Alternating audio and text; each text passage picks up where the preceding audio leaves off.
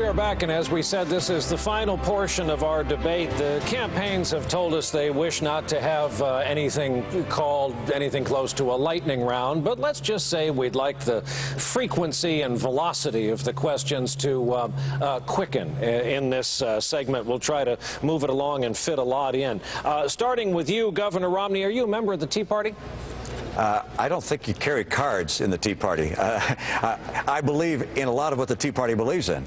The Tea Party believes that government's too big, taxing too much, and that we ought to get to the work of getting Americans to work. So I put together a plan with a whole series of points of how we can get America's economy going again. Tea Party people like that. So if the Tea Party is for keeping government small and spending down and helping us create jobs, then, hey, I'm for the Tea Party. Governor Perry, you missed this at the last debate. At the previous debate, everyone on stage raised their hand to say they would, I want to get this exactly right, not have accepted a debt deal that included $10 in spending cuts for every $1 in tax increases. We've been anxious to get you on the record now that you have jumped into this. Would you take that deal? I join my fellow participants here. What we should have been looking at is a way to get the spending under control, and capping it, cutting it, and getting a balanced budget amendment. When you get a balanced budget amendment in Washington, D.C., you will finally start getting the snake's head cut off. I mean, the fact of the matter is, until you get a balanced budget amendment, I don't care whether Democrats or Republicans are going to be in control in Washington, D.C., balanced budget amendment, and then the American people can go to sleep at night with a little more comfort that they're going to wake up and not be broke in the morning. Did anyone else who had their hand up at that last debate want to amend your comment or vote since then? Congresswoman Bachmann? Well, what I wanted to say is there's someone else who would join us in that agreement, and that would be Ronald Reagan, because Ronald Reagan made a deal where he took $3 in spending cuts for $1 in tax increases. And in fact, what happened is that there ended up being $3 in tax increases and $1 in tax cuts. That's the problem with Washington, D.C. I've seen it all the time.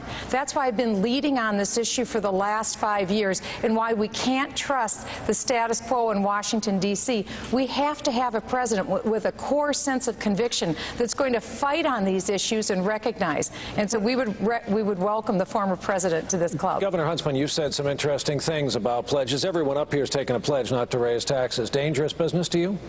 I'd love to get everybody to sign a pledge to take no pledges. I have a pledge to my wife, and I pledge allegiance to my country. But beyond that, no pledges. I think it diminishes the political discussion. I think it jeopardizes your ability to lead once you get there.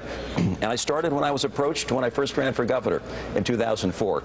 Someone who wanted to pin me down on taxes. I said, no thanks, I'm not going to sign it.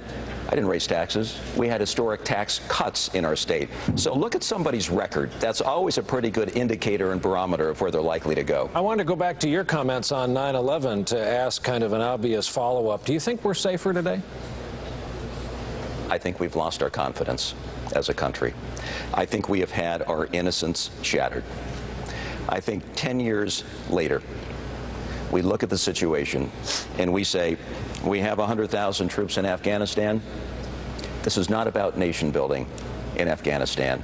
This is about nation building at home. Our core is broken. We are weak. We have got to strengthen ourselves. I say we've got to bring those troops home. In Afghanistan, the reality is it is an asymmetrical counter-terror effort. We need intelligence, we need special forces, and we need some training on the ground. But I think one way to commemorate our 10-year anniversary of 9/11, remembering the 3,000 plus people who died in New York and in Pennsylvania and in Washington, is to say it's time for this country to set a goal for ourselves. We're going to get our core fixed. We're going to do some nation building right here at home. Time, Governor. Governor Romney, would you agree that there's a crisis of confidence in the United States right now? Oh, absolutely. People are convinced that we're going to go into another recession. I sure hope we don't. People are worried about whether they can make their bills at the end of the month. A lot of folks have stopped looking for work. People who have jobs are worried they might lose their job. Look, we have a crisis in confidence, in part because we have an absence of leadership. We selected as a president a guy who'd never worked in the private sector, a person who'd never been a leader, who'd never been able to get anything moving. And we said, let's let this guy run the country. And he's just over his head. And right now he's flailing about. We'll see his plan tomorrow. It'll be more like the plans in the past. We need to have an individual lead this country who not only loves America, but has the experience to get us back on track of being competitive globally. That's what I put together. I want to make it very clear. I put together an outline of what it takes to get America back on the right track. It's a whole series of changes that have to occur, from energy policy to tax policy, regulatory policy. It changes our trade policies. We've got to change the way we're structured economically if we want to get people back to work in this country and keep America, as we've always been, this extraordinary job machine. We can be the best place in the world to be in the middle class again, with jobs plentiful for our kids and for each one of us that are looking for those jobs today. I know how to do that, and that's why I'm in this race. Time, Governor, to John Harris. Governor Perry, as we approach the 9/11 anniversary, I'd like to stick with national security for a moment. You recently said, quote, "I do not believe that America should fall subject to a foreign policy of military adventurism." Looking back, do you think President George W. Bush was too quick to launch military intervention without thinking through the risks? I was making a comment about a philosophy. I don't think America needs to be in the business of adventurism.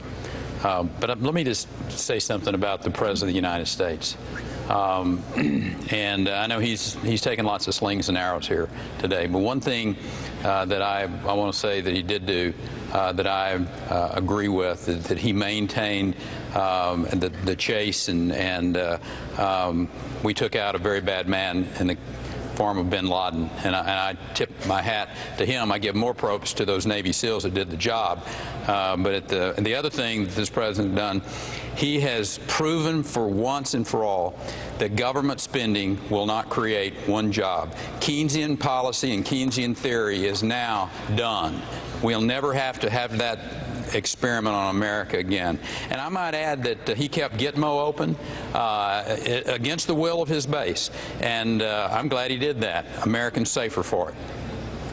Sir, just if I could quickly follow on that. You said you were making a philosophical comment, but it's hard to understand philosophy without understanding specifics. Where are some of the places where you think we've seen military adventure? As I said, that was a philosophical statement, that Americans don't want to see their young men and women going into foreign countries without a clear reason that American interests are at stake.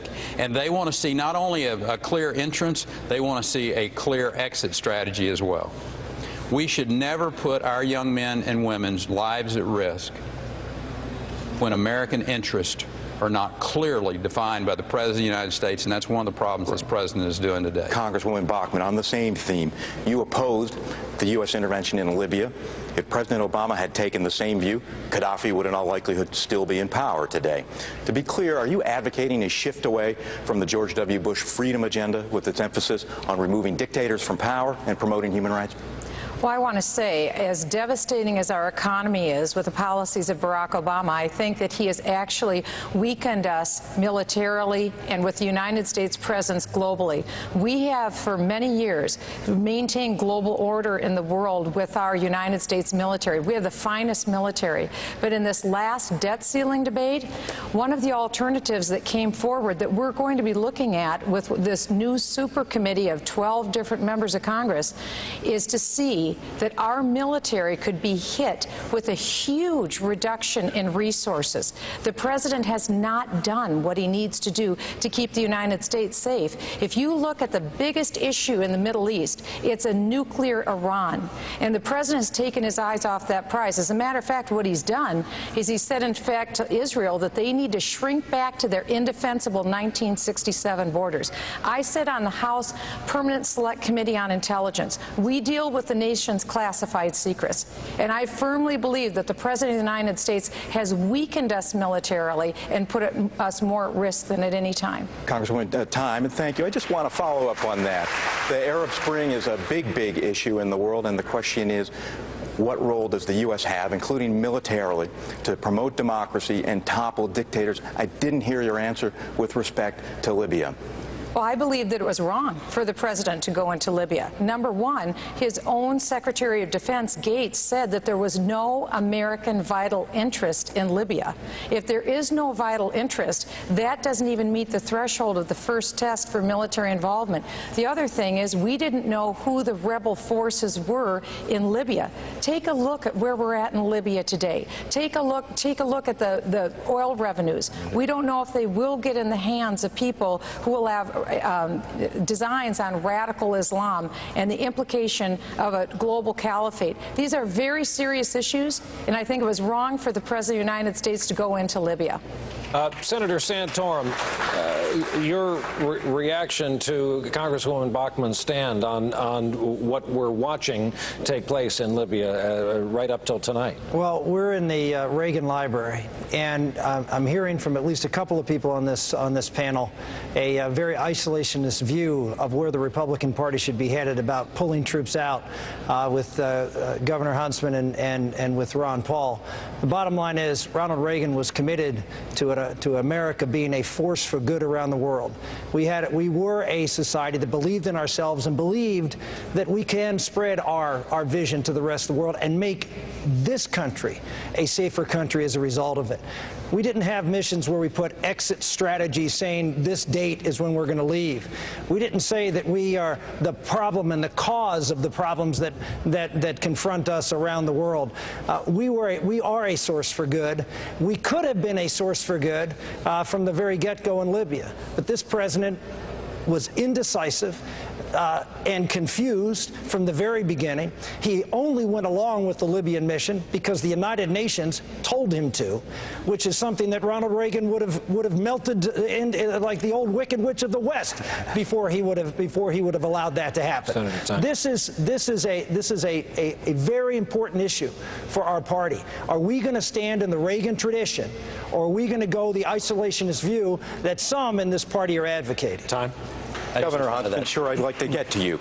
I've got a question. Your chief political advisor has been quoted very prominently as describing the Republican Party as, quote, a bunch of cranks, and said your opponents on the stage make a buffet of crazy and inane comments. I'm sure that's insulting to some of these people up here. We're now here face to face. Tell us which one of these people are saying crazy or inane things. Well,